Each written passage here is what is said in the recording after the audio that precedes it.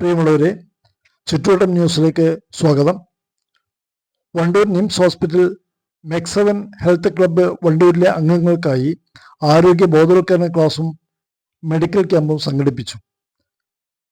Wandoor VMC ഹൈസ്കൂളിലെ open gym ഓഡിറ്റോറിയത്തിൽ വെച്ച് നടന്ന ആരോഗ്യ ബോധവൽക്കരണ ക്ലാസ് വണ്ടൂർ നിംസ് ആശുപത്രിയിലെ ഡോക്ടർ അജ്മൽ നാസർ നീലാമ്പ്ര നയിച്ചു. മെക്സവൻ, വണ്ടൂർ, വാണിയമ്പലം, ചെറുകോട് എന്നീ യൂണിറ്റുകളിലെ അംഗങ്ങൾ ക്യാമ്പിൽ പങ്കെടുത്തു. ക്യാമ്പ് അംഗങ്ങൾക്ക് blood sugar, blood pressure, blood checking എന്നിവ പരിശോധിക്കാൻ സംഘാടകർ അവസരമൊരുക്കിയിരുന്നു. ക്യാമ്പിൽ ജില്ലാ ട്രെയിനർ ശ്രീ ജിതേഷ് മക്കരപ്പറമ്പ് മുഖ്യപ്രഭാഷണം നടത്തി. ഡോക്ടർ അജ്മൽ നാസർ നീലാമ്പ്രയ്ക്ക് ഹെൽത്ത് ക്ലബിന്റെ ഉപഹാരം ശ്രീ KK മുഹമ്മദ് അലി നിർവഹിച്ചു. ചടങ്ങിൽ CTP ഉണ്ണിമൊയ്തീൻ, നീലാമ്പ്ര നാസർ ഹുസൈൻ, ശ്രീ അജ്മൽ, ശ്രീ ഫിറോസ് നീലാമ്പ്ര എന്നിവർ സംസാരിച്ചു. 75 minute medium or moderate intensity exercise once in alternate day. അതായത് അപ്പോൾ ഇതാണ് ഡ്യൂറേഷൻ. ഒന്നെങ്കിൽ 150 മിനിറ്റ് ആഴ്ചയിൽ കംപ്ലീറ്റ് ചെയ്യണം. എങ്ങനെ വേണമെങ്കിൽ കംപ്ലീറ്റ് ചെയ്യണം. ഒന്നെങ്കിൽ നിങ്ങൾക്ക് ഒന്നിടപെട്ട് ചെയ്യാം. ആഴ്ചയിൽ 5 ദിവസം ചെയ്തിട്ട് ശനി ഞായർ വേണമെങ്കിൽ ബ്രേക്ക് എടുക്കാം. അല്ലെങ്കിൽ ആഴ്ചയിൽ 3 ദിവസം സ്പ്ലിറ്റ് ചെയ്തിട്ട് അതെങ്ങനെ 150/7, 150/5, 150/4 ഇതെങ്ങനെ വേണമെങ്കിൽ നിങ്ങൾക്ക് സ്പ്ലിറ്റ് ചെയ്യാം. ഓക്കെ, ഇതാണ് ഡ്യൂറേഷൻ ഓഫ് എക്സസൈസ്. ഇതാണ് ഒരു ഐഡിയൽ ഹാർട്ടിനും അതേപോലെ തന്നെ നമ്മുടെ മസിൽസിനും ഹാർട്ടും, അതായത് എഫിഷ്യൻ്റ് ആയിട്ടുള്ള എക്സസൈസ് എന്ന് പറയുന്നത്. രണ്ടാമത് ഇൻറ്റൻസിറ്റിയാണ്. അത് മൈൽഡ് ഇൻറ്റൻസിറ്റി ഉണ്ട്, മോഡറേറ്റ് ഇൻറ്റൻസിറ്റി ഉണ്ട്, അത് ഹൈ ഇൻറ്റൻസിറ്റി ഉണ്ട്. ഇപ്പോൾ മൈൽഡ് ഇൻറ്റൻസിറ്റി എന്ന് പറഞ്ഞാൽ നമ്മളെങ്ങനെ തിരിച്ചറിയാം?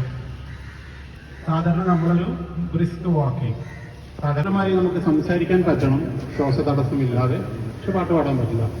സിവിയർ ഇൻറ്റൻസിറ്റി എന്ന് പറഞ്ഞു കഴിഞ്ഞാലാണ് നല്ല ഒരു അത്ലറ്റ്സ് ഒക്കെ ഓടുന്ന പോലെ ഓട്ടം, ചാട്ടം, അതേപോലത്തെ സംഗതികൾ. അതായത് അത്യാവശ്യം നല്ല രീതിയിലുള്ള ഹാർട്ട് റേറ്റ് കൂടണം, അതേപോലെ തന്നെ ശ്വാസത്തിന് സംസാരിക്കാൻ പറ്റണം, പക്ഷെ ശ്വാസത്തിന് തിക്കൽ വരണം.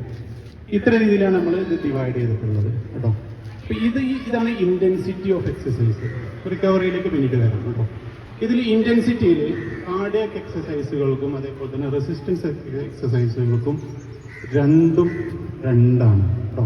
ഈ കാർഡിയാക് എക്സസൈസിൽ എന്താ വെച്ചാൽ നിങ്ങൾ എക്സസൈസ് ചെയ്യുമ്പോൾ നിങ്ങളുടെ ഹാർട്ട് റേറ്റ് കൂടും.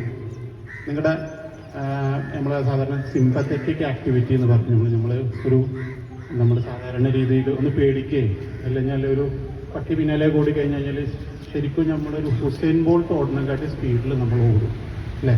അത് കാരണം എന്ന് വെച്ചാൽ നമ്മൾ ഹുസൈൻ ബോൾട്ടിന് അറിയാമെന്ന് വിചാരിക്കുന്നത്. അപ്പോൾ കൗണ്ടർ റെഗുലേറ്ററി ഹോർമോൺസിൻ്റെ അളവ് കൂടുമ്പോൾ, ഈ നോറെപ്പിനെഫ്രിൻ, ഗ്രോത്ത് ഹോർമോൺസിൻ്റെ ഒക്കെ അളവ് കൂടുമ്പോൾ മസിൽസിനൊക്കെ സ്ട്രെങ്ത് കൂടും കേട്ടോ. അങ്ങനെ ആകുമ്പോൾ നമുക്ക് സത്യം പറഞ്ഞാൽ പേടിച്ചിട്ട് ഓടുമ്പോൾ സത്യം പറഞ്ഞാൽ നല്ല സ്പീഡിൽ ഓടും. അതേപോലെ തന്നെ എക്സസൈസ് ചെയ്യുമ്പോൾ നമ്മുടെ കൗണ്ടർ റെഗുലേറ്ററി ഹോർമോൺസിൻ്റെ അളവ് ശരീരത്തിൽ കൂടും കേട്ടോ. ഈ ടൈമിലാണ് ഏറ്റവും കൂടുതൽ എനർജി കൺസ്യൂം ചെയ്യുക. നമുക്കറിയാം എന്തിനാ നമ്മൾ എക്സസൈസ് ചെയ്യുന്നത്? നമ്മുടെ ശരീരത്തിലുള്ള എനർജി കൺസ്യൂം ചെയ്യിപ്പിക്കാൻ വേണ്ടിയിട്ട് അല്ലേ? അപ്പം ഇത് കൂടും കേട്ടോ. പക്ഷേ നമ്മുടെ എക്സസൈസ് എപ്പോഴാണോ നിർത്തുന്നത്, അതോടുകൂടി നമ്മുടെ ആ എനർജി കൺസപ്ഷൻ ബോഡിയിൽ ഇത് ചെയ്യുന്നത് അവിടെ നിൽക്കും കേട്ടോ. ഇതവിടെ എടുത്തു വെച്ച് ഞാൻ പറഞ്ഞു തന്നത്. നേരെ മറിച്ച് കാർഡിയാക് എക്സസൈസുകളാണെന്നുണ്ടെങ്കിൽ, കാർഡിയോളജി എക്സസൈസ് അല്ലെങ്കിൽ കാർഡിയക് അല്ല, സ്ട്രെച്ചിങ് എക്സസൈസ് അല്ല, റെസിസ്റ്റൻസ് എക്സസൈസ്, വെയിറ്റ് എടുത്തിട്ടുള്ളതാണെന്നുണ്ടെങ്കിൽ എക്സസൈസ് ചെയ്ത് കഴിഞ്ഞാലും റിക്കവറി ഫേസിൽ ഇതിൻ്റെ ബോഡി, അതായത് ഡാമേജസ്, മസിൽസിനുള്ള ഡാമേജസും മസിൽസിനുള്ള റീജനറേഷനും വേണ്ടിയിട്ട് എനർജി യൂട്ടിലൈസ് ചെയ്യും കേട്ടോ. അതായത് അത് നമ്മൾ പോസ്റ്റ് എക്സസൈസ് എനർജി യൂട്ടിലൈസേഷൻ എന്ന് പറയും. പോസ്റ്റ് എക്സസൈസ് എനർജി യൂട്ടിലൈസേഷൻ മനസ്സിലായോ? അതായത് എക്സസൈസ് കഴിഞ്ഞാലും നിങ്ങളുടെ ശരീരം ഊർജം വലിച്ചുകൊണ്ടേത് അത് കൺസ്യൂം ചെയ്തുകൊണ്ടേയിരിക്കും കേട്ടോ. ഇത് രണ്ടും വരുമ്പോഴാണ് നമുക്ക് ശരിക്കും കാർഡിയാക് എക്സസൈസും അല്ലെങ്കിൽ റെസിസ്റ്റൻസ് എക്സസൈസും രണ്ടും വേണം എന്ന് പറയാൻ കാരണം നമുക്ക് എക്സസൈസ് ചെയ്തുകൊണ്ടിരിക്കുമ്പോഴും നമുക്ക് എനർജി കൺസ്യൂം ചെയ്യണം, അതേപോലെ തന്നെ എനർജി ഇത് എക്സസൈസിന് ശേഷവും കൺസെപ്ഷൻ വരണം കേട്ടോ. കാരണം നമ്മുടെ ബോഡി പ്രവർത്തിക്കുന്നത് ഇപ്പം ഹൈബ്രിഡ് വെഹിക്കിൾ കാലഘട്ടമാണ് അല്ലേ, ഹൈബ്രിഡ് വെഹിക്കിൾ കാലഘട്ടമാണ്. കുറേ ഹൈബ്രിഡ് വെഹിക്കിൾസ് ഉണ്ട്. എന്നാൽ ഹൈബ്രിഡ് വെഹിക്കിളിൻ്റെ പ്രവർത്തനം എങ്ങനെ? ഒരു കമ്പഷൻ എഞ്ചിനുണ്ട്, ഡീസൽ അല്ലെങ്കിൽ പെട്രോൾ കത്തിച്ചിട്ടുണ്ടാക്കുന്ന ഊർജം കൊണ്ട് ചലിക്കുന്ന ചക്രങ്ങളും അല്ലെങ്കിൽ AC എല്ലാം അതിൻ്റെ ഊർജം കൊണ്ട് മുന്നോട്ട് പോകുന്ന വെഹിക്കിള്. അതേപോലെ തന്നെ അതിൻ്റെ ഊർജം ഉപയോഗിച്ചിട്ട് ബാറ്ററി റീചാർജ് ചെയ്ത് ബാറ്ററി ഫുള്ളാവുമ്പോൾ ആ ബാറ്ററി വെച്ച് നമ്മുടെ ബോഡി, കാരണം നമ്മൾക്ക് ഈ ഡീസൽ പെട്രോൾ എന്ന് പറഞ്ഞ സംഗതിക്ക് പകരം നമ്മൾ കൺസ്യൂം ചെയ്യുന്ന ഭക്ഷണത്തിൽ നിന്ന് ഉണ്ടാക്കുന്ന ഊർജം നമ്മൾ ഒരു ദിവസം ചെലവഴിക്കുന്ന ഊർജത്തെക്കാട്ടി കൂടുതലാണെങ്കിൽ, കാലറി കൂടുതലാണെങ്കിൽ, അത് ഈ ഹൈബ്രിഡ് ബാറ്ററി ആയ ലിവർ അതുമാതിരി വയറിന് ചുറ്റൊക്കെ കൊഴുപ്പാക്കിയിട്ട് അല്ലെങ്കിൽ ഗ്ലൂക്കോഗോൺ എല്ലാം ആക്കിയിട്ട് സ്റ്റോർ ചെയ്യും. എപ്പോഴാണോ നമ്മുടെ ശരീരത്തിന് അത് ആവശ്യം വരുന്നത്, ആ ഹൈബ്രിഡ് ബാറ്ററിയിൽ നിന്ന് അത് എടുത്തിട്ട് അത് ഗ്ലൂക്കോസാക്കി കൺവേർട്ട് ചെയ്ത് അത് നമ്മുടെ മസിൽസിനും ഇതിനും വേണ്ടിയിട്ട് ഊർജത്തിനായിട്ട് ഉപയോഗിക്കും. അതായത് നമ്മുടെ ബോഡി ഇപ്പോൾ ഹൈബ്രിഡ് കണ്ടുപിടിക്കുന്നതിന് മുമ്പ് തന്നെ ഹൈബ്രിഡ് ആയിരുന്നു. പക്ഷേ ഇതിൽ ഇഷ്യൂ എന്താ വരുന്നതെന്ന് വെച്ചാൽ നമ്മൾ എക്സസൈസ് ചെയ്യാതെ വരുമ്പോൾ ബാറ്ററിയിൽ ഫുള്ളായിട്ട് ഊർജം നിറഞ്ഞുകൊണ്ടേയിരിക്കും, കൊഴുപ്പ് നിറഞ്ഞുകൊണ്ടേയിരിക്കും. മനസ്സിലാകും. കുടലിലും നമ്മളെ വയറിന് ചുറ്റും ഇടുപ്പിലായിട്ട് കൊഴുപ്പാക്കിയിട്ട് മാറ്റി സ്റ്റോർ ചെയ്യും. ഇതാണ് നമ്മുടെ ഹൈബ്രിഡ് ബാറ്ററി. ഇതാണ് നമ്മുടെ ശരീരത്തിൽ ഹൈബ്രിഡ് ബാറ്ററി. നിങ്ങൾ എക്സസൈസ് ചെയ്യുന്നത് ഈ ഹൈബ്രിഡ് ബാറ്ററിയിലെ ഊർജം കത്തിക്കാൻ വേണ്ടിയിട്ടാണ്, ഈ കൊഴുപ്പ് കത്തിക്കാൻ വേണ്ടിയിട്ടാണ് നിങ്ങൾ എക്സസൈസ് ചെയ്യുന്നത്. അതായത് ഈ എക്സസൈസ് ചെയ്ത് കഴിഞ്ഞ ഉടനെ പോയി ഭക്ഷണം കഴിക്കുന്നതും ഹൈ കാലറി ഫുഡ് കഴിക്കുന്നതും നിങ്ങൾ എക്സസൈസ് ചെയ്യാത്തതിന് തുല്യമാണ്. നിങ്ങൾ എക്സസൈസ് ചെയ്യാത്തതിന് തുല്യമാണ്. നിങ്ങൾക്ക് മനസ്സിലായോ? അപ്പോൾ ഇതിൽ ഞാൻ പറയാൻ കാരണം അത് അവിടെയാണ് നമ്മുടെ റെസിസ്റ്റൻസ് എക്സസൈസും കാർഡിയോ എക്സസൈസും തമ്മിലുള്ള വ്യത്യാസം. നിങ്ങൾ ഈ നോമ്പില്ലാത്ത ടൈമിലാണെന്നുണ്ടെങ്കിൽ ഈ എക്സസൈസ് കഴിഞ്ഞ ഉടനെ പോയിട്ട് കുറച്ച് പൊറോട്ടയും ബീഫും കഴിച്ചു കഴിഞ്ഞാൽ പോയി. നിങ്ങൾ എന്താണോ ഇവിടെ ഹൈബ്രിഡ് ബാറ്ററിയിൽ നിന്ന് കത്തിച്ച് കളഞ്ഞത് അത് വീണ്ടും റീസ്റ്റോർ ചെയ്തു. മനസ്സിലായോ? കാരണം എന്ന് വെച്ചാൽ നിങ്ങൾ ഇവിടെ കളഞ്ഞതവിടെ കഴിഞ്ഞു, അത് കഴിഞ്ഞു. അത് നിങ്ങൾ എന്താ വെച്ചാൽ സാധാരണ ഒരു ബക്കറ്റിലേക്ക് പൈപ്പ് ഇട്ട് ആ ബക്കറ്റിൽ നിന്ന് പൈപ്പ് വെള്ളം തുറന്നിടുന്ന പോലെയാണ്. അതിൽ നിറയുന്നുണ്ട്, അതിനനുസരിച്ച് പോകുന്നുണ്ട്, അതിൽ കാര്യമില്ല. അതിൻ്റെ കൂടെ കുറച്ചും കൂടി ഒരു മറ്റേ റെസിസ്റ്റൻസ് എക്സസൈസ് കൂടി കൂട്ടുമ്പോഴുള്ള ഗുണം എന്താ വെച്ചാൽ post exercise oxygen utilization and calorie utilization കാരണം കുറച്ചും കൂടി ബേണിങ്സ് കത്തും. അപ്പോൾ കുറച്ചും കൂടി ഫാറ്റ് നമ്മുടെ ശരീരത്തിൽ നിന്ന് എടുത്തു പോകും. മനസ്സിലായോ? ഗ്ലൂക്കോഗോൺ ആയാലും ഫാറ്റ് ആയാലും എടുത്തു പോകും കേട്ടോ. അപ്പൊ എക്സസൈസ് മാത്രമല്ല, എപ്പോഴും നമ്മൾ എന്ത് ചെയ്യാം, എക്സസൈസ് ചെയ്തിട്ട് ദാഹിക്കുമ്പോൾ എന്താ ചെയ്യാം, ഒന്നെങ്കിലും ഒരു ലൈം ജ്യൂസ് കൊടുക്കും, പഞ്ചസാര ഇട്ടിട്ട്. അപ്പൊ അതിലെത്ര കാലറി കയറി? നിങ്ങൾ ഈ ഒരു എക്സസൈസിൽ ഏകദേശം ഒരു 250 to 300 മാക്സിമം കാലറീസ് കത്തിച്ചിട്ടുണ്ടാവുള്ളൂ. ഏകദേശം നിങ്ങൾ ലൈം ജ്യൂസ് കുടിച്ചു കഴിഞ്ഞാൽ 150 കാലറി കയറി. അതിൽ നേരെ പോയിട്ട് ഇഡ്ഡലിയും ചട്ടിയും കഴിക്കും. അപ്പൊ എത്രയായി? 400. 300 ഇവിടെ കളഞ്ഞു, 400 കയറ്റി. മനസ്സിലായോ? ഒരു കാര്യമില്ല കേട്ടോ. അപ്പൊ ഇത് നമ്മൾ എങ്ങനെ വ്യത്യാസത്തിൽ കൊണ്ടുപോകുന്നു അതിനനുസരിച്ച് എപ്പോഴും. അതേപോലെയാണ് ഗ്ലൂക്കോസും ഫാറ്റ് പ്രോട്ടീനും. ഫാറ്റ് കത്തി വെന്ന് ടൈം എടുക്കും. നമുക്ക് പെട്ടെന്ന് വേണ്ട ഊർജ്ജമാണ് ഇത്. അതെപ്പോഴും നമ്മൾ സപ്ലൈ ചെയ്യുന്ന ഒരു ഓർഗനാണ് ലിവർ. മനസ്സിലായി? ലിവറിൽ ഇത് കത്തി ഗ്ലൂക്കോഗോൺ കൺവേർട്ട് ചെയ്ത്, ഗ്ലൂക്കോഗോൺ എന്ന് പറഞ്ഞാൽ നമുക്ക് എക്സസുള്ള ഗ്ലൂക്കോസ് കമ്പൈൻ ചെയ്ത് ലിവറിൽ സ്റ്റോക്ക് ചെയ്യുന്നതാണ് ഗ്ലൂക്കോഗോൺ കത്തുമ്പോഴാണ് സാധാരണ അതിന് ഊർജ്ജം ഉണ്ടാകുന്നത്. ഈ ഗ്ലൂക്കോഗോൺ എത്രത്തോളം ലിവറിന് പോകുന്നോ അത്രത്തോളം ലിവറിലുള്ള കൊഴുപ്പും പോകാൻ തുടങ്ങും. നിങ്ങൾക്ക് മനസ്സിലായോ? ഈ ഗ്ലൂക്കോഗോൺ പെട്ടെന്ന് വാഷ് ഔട്ട് ചെയ്ത് പോകും എക്സസൈസ് വഴി, റിക്കവറി ഫേസിൽ. അതേപോലെ തന്നെ പുതിയ രക്തക്കോയിലുകൾ വരും കേട്ടോ. ഈ രക്തക്കോയിലുകൾ വരുമ്പോൾ എപ്പോഴും കൺഫ്യൂഷൻ ഉണ്ടാവും, എന്താണ് ഈ രക്തക്കോയിലുകൾ? ഈ രക്തക്കോയിൽ ഏറ്റവും കൂടുതൽ ഇമ്പോർട്ടൻ്റ് ഹാർട്ടിനാണ്. എപ്പോഴും നമ്മൾ പറയും ആൻജിയോഗ്രാം ചെയ്തു 90% ബ്ലോക്ക് ഉണ്ട്. പക്ഷെ ചില കണ്ടീഷനിൽ നമ്മളെ 90 ഗ്രാമം വെറുതെ വിടും, 90% വെറുതെ വിടും. കാരണം വെച്ചാൽ പഠിച്ചുകൊണ്ട് തന്നെ ഒരു ബൈപ്പാസ് ചെയ്ത് കൊടുത്തിട്ടുണ്ട്. കാരണം വെച്ചാൽ മെല്ലെ വരുന്ന ബ്ലോക്കുകൾ അതിന് പുതിയ രക്തക്കോയിലുണ്ടായിട്ട് ബൈപ്പാസ് ചെയ്യും. ആ പുതിയ ഉണ്ടാവുന്ന രക്തക്കോയിലിൻ്റെ സ്ട്രെങ്ത്, അതിൻ്റെ ശക്തി അടിസ്ഥാനത്തിലാണ് സാധാരണ നമ്മൾ എൻജിയോപ്ലാസ്റ്റി ചെയ്യണം, ചില എൻജിയോഗ്രാം ചെയ്യണമെന്നുണ്ട്. ചിലവർക്കാണെങ്കിൽ 80% കൊളാട്രൽസ് ഉണ്ടാവും. ഇതിന് കൊളാട്രൽസ് എന്നാണ് പറയുന്നത്. പുതിയതായി ഫോം ചെയ്യുന്ന കൊളാട്രൽസ് എന്നാണ് അതിന് പറയുന്നത്. ഇത് കൊളാട്രൽസ് സ്ട്രോങ് ആവില്ല, അപ്പോൾ അത് തുറന്നു കൊടുക്കേണ്ടി വരും. അല്ലെങ്കിൽ അതിന് താഴെയുള്ള മസിലിൽ ഫുള്ള് ഡാമേജ് വരും. ഈ ന്യൂ ബോൺ കാപ്പിലറി ഫോർമേഷൻ ഏറ്റവും കൂടുതൽ ഇമ്പമായ പ്രശ്നങ്ങൾ തടയാനും വേണ്ടിയിട്ടാണ്. അതിൽ ഏറ്റവും കൂടുതൽ ഉപയോഗിക്കുന്നതാണ് ഒന്ന് ന്യൂ ബോൺ കാപ്പിലറി ഫോർമേഷൻ. ഇത് ഹാർട്ടിന് നല്ല ഗുണം ചെയ്യുന്നത്. അതേപോലെ തന്നെ സ്ട്രക്ചറൽ റിപ്പയർ, അതായത് നമ്മൾ മസിൽസിന് ഈ എക്സസൈസ് പ്രത്യേകിച്ച് റെസിസ്റ്റൻസ് എക്സസൈസുകൾ ചെയ്യുമ്പോൾ കുറച്ച് ടംബിൾസ് ചെറുതൊക്കെ ഇട്ട് ചെയ്യുമ്പോൾ ചില കുഞ്ഞു കുഞ്ഞു ഡാമേജസ് മസിൽസും ഇതിനൊക്കെ വരും. അപ്പോൾ അത് റിക്കവറി ആക്കാനും അത് ശരിയാക്കാനും അത് പാച്ചപ്പ് ചെയ്യാനും ബോഡി ഊർജ്ജം ഉപയോഗിക്കും. മനസ്സിലായോ? കാരണം അതിലേക്ക് വന്ന് കോശങ്ങൾ വന്നിട്ട് അത് റിപ്പയർ ചെയ്യണം. അതുകൊണ്ടും എക്സസൈസ് ചെയ്ത് കഴിഞ്ഞ് കഴിഞ്ഞാൽ നമ്മുടെ ശരീരത്തിൽ അതിൻ്റെ എനർജി യൂട്ടിലൈസേഷൻ വരും കേട്ടോ. അതേപോലെ അല്ലേ ഭയങ്കര വേറെ ഫിസിക്കൽ നമ്മൾ അവിടെ കളർ കണ്ടാലും നോക്കിക്കും, കണ്ണ് കണ്ടാലും നോക്കിക്കും, ഇത് കണ്ടാലും നോക്കിക്കും. എന്താ കാരണം? വേറെ ഡയറ്റിൻ്റെ കാരണം. അതിന് നമ്മൾ മെഡിറ്ററേനിയൻ ഡയറ്റ് എന്ന് പറയും. ഇറ്റലി, ജർമ്മനി ആ ഒരു ഏരിയയിലാണ് മെഡിറ്ററേനിയൻ ഡയറ്റ്. അത് നമ്മുടെ ഡയറ്റ് തമ്മിൽ കുറച്ചൊരു സാമ്യമുണ്ട് പറഞ്ഞു. ഇതിൽ നമ്മൾ ഇത് ഡിവൈഡ് ചെയ്തിരിക്കുന്നത് നമ്മൾ എങ്ങനെയാണെന്ന് വെച്ചാൽ ആഴ്ചയിൽ എല്ലാ ദിവസവും കഴിക്കാൻ പറ്റുന്ന ആഹാരങ്ങൾ, ആഴ്ചയിൽ 3 പ്രാവശ്യം കഴിക്കാൻ പറ്റുന്ന ആഹാരങ്ങൾ, ആഴ്ചയിൽ 2 പ്രാവശ്യം കഴിക്കാൻ പറ്റുന്ന ആഹാരങ്ങൾ, ആഴ്ചയിൽ 1 പ്രാവശ്യം കഴിക്കാൻ പറ്റുന്ന ആഹാരങ്ങൾ, മാസത്തിൽ 1 പ്രാവശ്യം കഴിക്കാൻ പറ്റുന്ന ആഹാരങ്ങൾ. ഇങ്ങനെ അത് ഡിവൈഡ് ചെയ്തിട്ടുണ്ട്. ആഴ്ചയിൽ എന്നും കഴിക്കാൻ പറ്റുന്ന ആഹാരങ്ങൾ എന്തൊക്കെയാണ്? Vegetable fruits. വെജിറ്റബിൾസ് ഫ്രൂട്ട്സ് നമുക്ക് 3 സെർവിങ്സ് ചെയ്യാം. 150 ഗ്രാം 3 സെർവിങ്സ് ചെയ്യാം കേട്ടോ. ഇതൊക്കെ നോർമൽ ആയിട്ടുള്ള ആൾക്കാർക്കോ ഡയബറ്റീസിന് കുറച്ചൊരു മോഡിഫിക്കേഷൻ ഇതിൽ വരും കേട്ടോ. നോർമൽ ആയിട്ടുള്ള vegetables and fruits. Okay, good. പിന്നെ സീരിയൽസ്, അതായത് നമ്മുടെ ചോറ്. നമ്മളെ ചോറാണോ? നമ്മുടെ ചോറല്ല. നമ്മുടെ ചോറിനൊരു പ്രശ്നമുണ്ട്. എന്താ? നമ്മളുടെ പോളിഷ്ഡ് റൈസാണ്. പോളിഷ്ഡ് റൈസ് എന്താണ്? നമുക്ക് എത്രത്തോളം വെള്ളം കാണുമ്പോൾ അത്രത്തോളം നമുക്ക് ആഗ്രഹം കൂടുതൽ അല്ലേ?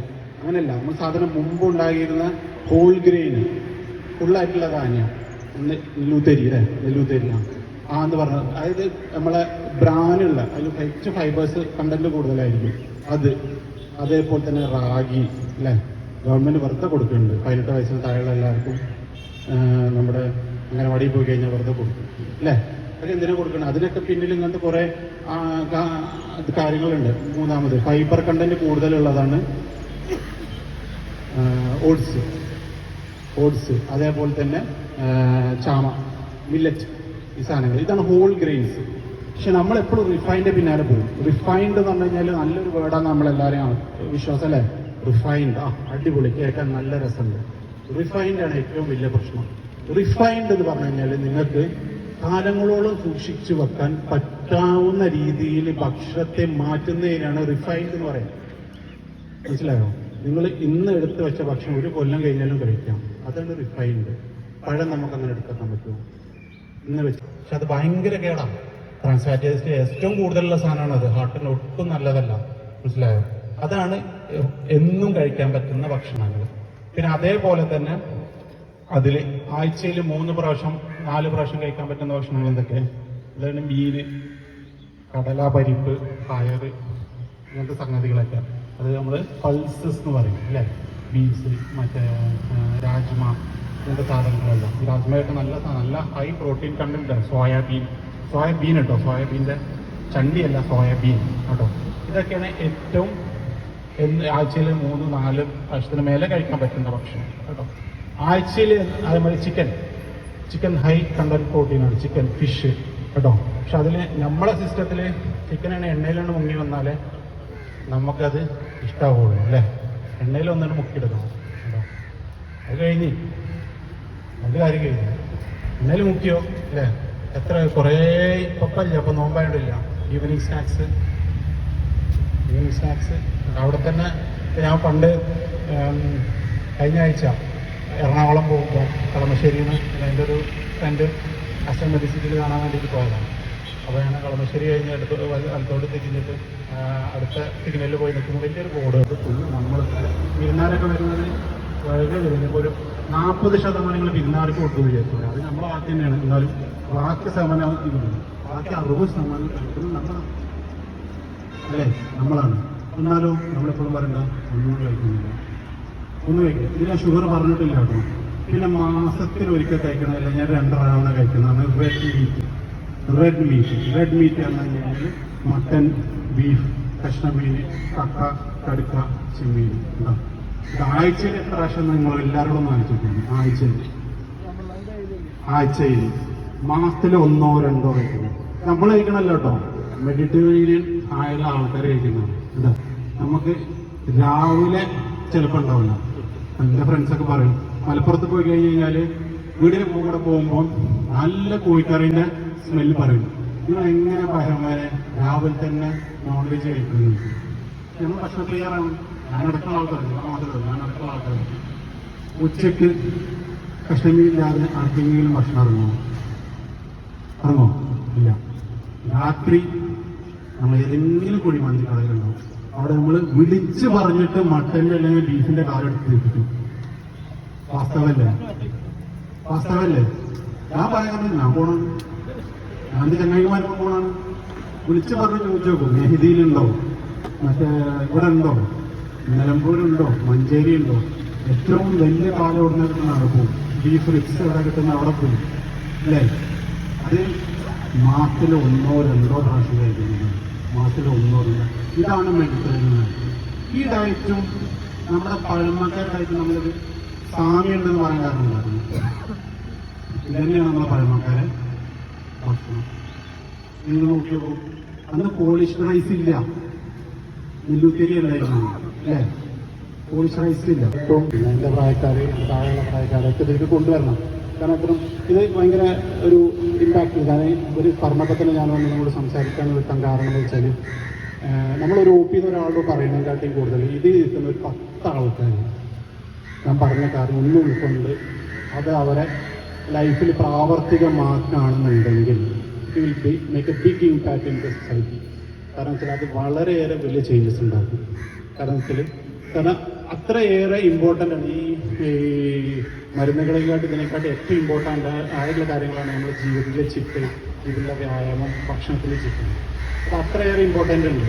അതാണ് ഞാൻ ഇത്രയും എഫേർട്ട് എടുത്ത് ഇത്രയും ആൾക്കാരോടെ കൊണ്ടുവന്ന് ഇവരെ കൊണ്ട് എക്സസൈസ് ചെയ്യിപ്പിച്ച് കൊണ്ടുപോകുന്നത്. ഇവരെ എഫേർട്ട് അത്ര ഒട്ടും നമുക്ക് എന്നെ പോലത്തെ ആൾക്കാർക്ക് എഫേർട്ട് ഇല്ല. അതുകൊണ്ടാണ് ഇവരെ വിളിച്ചപ്പോൾ ഞാൻ ഇങ്ങോട്ട് എനിക്ക് പറ്റാന്ന് വെച്ചാൽ നിങ്ങൾ അത്യാവശ്യം അത്താഴമൊക്കെ കഴിച്ച് വന്നിട്ട് ചെയ്യുന്നതാണെന്നുള്ള പ്രശ്നമില്ല.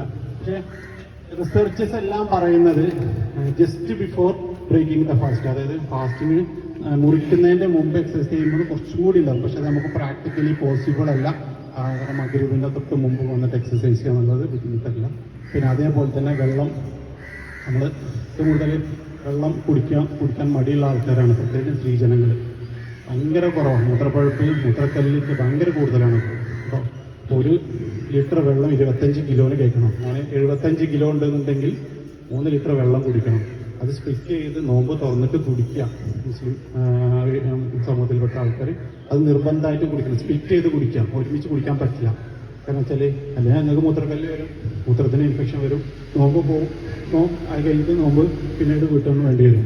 അതുകൊണ്ട് വെള്ളത്തിൻ്റെ അളവ് ഇതാണ് കണക്ക്. നിങ്ങളുടെ വെയിറ്റ് എത്രയാണോ 25 കിലോന് 1 ലിറ്റർ വെള്ളം, 25 കിലോന് 1 ലിറ്റർ വെള്ളം. ഇതും ഞാൻ പറയുന്നത് നോർമലായിട്ട് ആൾക്കാരാണ്. കാരണം വെച്ചാൽ ഇതിൽ വേറെ കുറേ അബ്നോർമലായിട്ടുള്ള കുറേ ആൾക്കാരുണ്ട്. കാരണം വെച്ചാൽ കാർഡിയക് ഇഷ്യൂസ് ഉള്ള ആൾക്കാർക്ക്, അതേപോലെ തന്നെ അവർ ഇൻവെൻറ്റിങ് ഡയാലിസിസിലേക്ക് പോകുന്ന ആൾക്കാർ, ഇവർക്കൊക്കെ വെള്ളത്തിൻ്റെ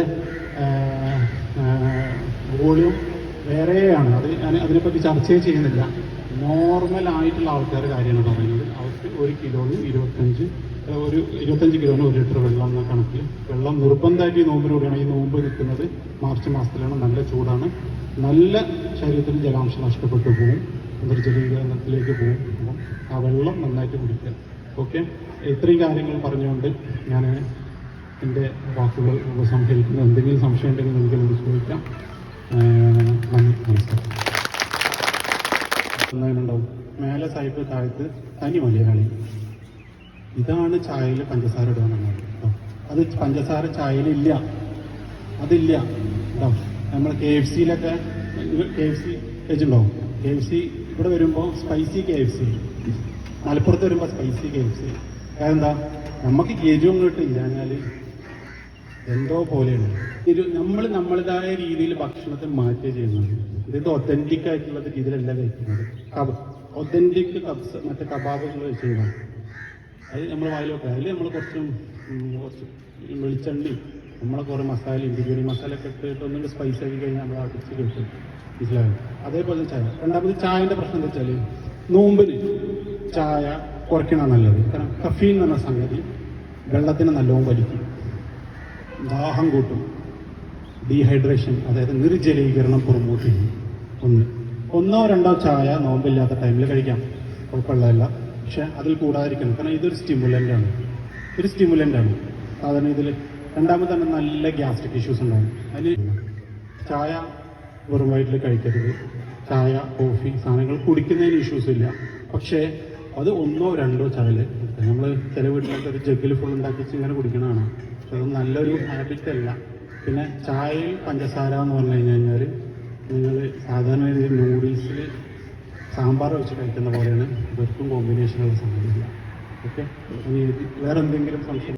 ഇത്രയും കൂടുതൽ പ്രോസസ് നിങ്ങൾ സാധാരണ ഉപ്പിലൊക്കെ മാങ്ങ ഉപ്പിലിട്ട് വെച്ചേ അല്ലെങ്കിൽ അച്ചാറിട്ട് വെക്കുക, അതിലെന്താ ചെയ്യുന്നത്?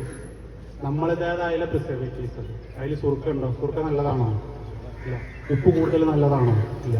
ഈ ബേക്കറിയിൽ ഇത്രയും കാലം നിൽക്കണമെന്നുണ്ടെങ്കിൽ അത് ഓയിലിൽ മുങ്ങി വരുന്ന സാധനമാണെന്നുണ്ടെങ്കിൽ അത്ര നിർത്താൻ പറ്റുമോ? നിങ്ങളൊരു കോഴി പൊരിച്ച സംഗതി, ഒരു ഉള്ളിവടയെ നിങ്ങൾ വീട്ടിലുണ്ടാക്കിയത് ഒരു 4 ദിവസം എടുത്ത് വെക്കാൻ പറ്റുമോ നമുക്ക്?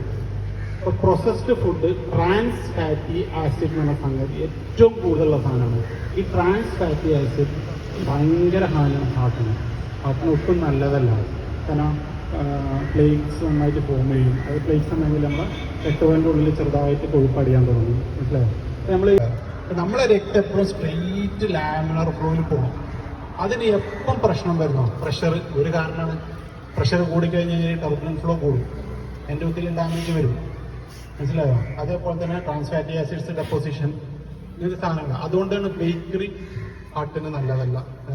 ഒരിക്കലും എടുത്തു വെച്ച ഭക്ഷണം മാഗി നിങ്ങൾക്ക് പ്രിസർവേറ്റീവ്സ് ആഡ് ചെയ്തിട്ട് പ്രോസസ്ഡ് ഫുഡ് ടിൻഡ് ഫുഡ് കഴിക്കണ്ടെന്നല്ല പറഞ്ഞത്. പക്ഷെ നമ്മൾ ഭയങ്കര കൂടുതൽ നേരെ. പക്ഷെ അതിന് പകരം നിങ്ങൾ ഒരു പിടി ബദം, ഒരു പിടി ഉപ്പില്ലാത്ത ബദം, പിസ്ത, കാഷ്യൂ, ഈത്തപ്പഴം ഇതാക്കി നോക്കി. ഇതും നാച്ചുറലി നിൽക്കുന്നതാണ്. അല്ലാത്ത നമ്മൾ പ്രിസർവേറ്റീവ്സ് ആഡ് ചെയ്തിട്ട് അത് സൂക്ഷിച്ച് വെച്ച് കഴിക്കുന്നത് എപ്പോഴും ഹാനികരമാണ്. അപ്പോൾ അതിന് നമ്മൾ പ്രോസസ്ഡ് ഫുഡ് എന്ന് പറയും. അതൊരിക്കലും ഹാനികരമാണ്. എന്ന് പറഞ്ഞ ഹോർമോണാണ്. ഈ ഹോർമോണിന്റെ അളവ് എത്രയാണ് അനുസരിച്ചാണ് നമ്മളെ ഷുഗർ വലിക്കുക. അതാണ് ടൈപ്പ് 1 ആൻഡ് ടൈപ്പ് 2. ടൈപ്പ് 1 എന്ന് പറഞ്ഞാൽ ഇൻസുലിൻ ഉൽപ്പാദിപ്പിക്കുന്നില്ല, ചെറിയ കുട്ടികളിലൊക്കെ ഉണ്ടാവുന്നത്. അപ്പോൾ ഷുഗർ കൂടാൻ തുടങ്ങും. ടൈപ്പ് 2 എന്ന് പറഞ്ഞു കഴിഞ്ഞാൽ ഇൻസുലിൻ ഉണ്ട്, പക്ഷെ അത് കോശങ്ങൾ അതിനേറ്റ് റെസിസ്റ്റന്റ് ആണ്. അത് കോശങ്ങളിൽ ഒട്ടിയാലും ഷുഗർ അത് ഇൻസുലിൻ പ്രവർത്തിക്കുന്നില്ല. അപ്പം പാങ്ക്രിയാസ് എന്ത് ചെയ്യും? കൂടുതൽ ഉൽപ്പാദിപ്പിക്കാൻ നോക്കും, കൂടുതൽ ഇൻസുലിൻ. കാരണം ഷുഗർ കൂടുന്നതോടും പാങ്ക്രിയാസിന് അത്രയും സ്റ്റിമുലസ് പോകും, കൂടുതൽ ഉൽപ്പാദിക്കാൻ നോക്കും.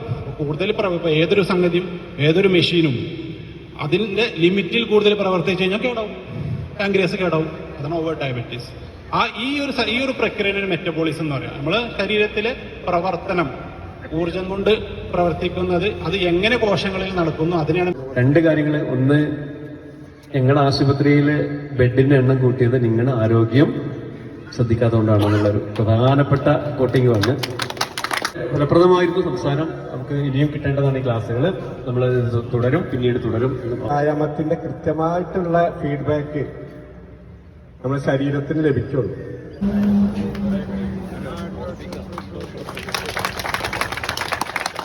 അദ്ദേഹത്തിനുള്ള ഉപഹാരം സമർപ്പിക്കുന്നത് നമുക്കിന്ന് വളരെ ഫലപ്രദമായ ക്ലാസ് നൽകിയ, ഞാൻ നേരത്തെ സൂചിപ്പിച്ച മണ്ടൂർക്കാട് ഡോക്ടർ പ്രിയപ്പെട്ട അജ്മൽ സാറിനുള്ള ഉപഹാരം.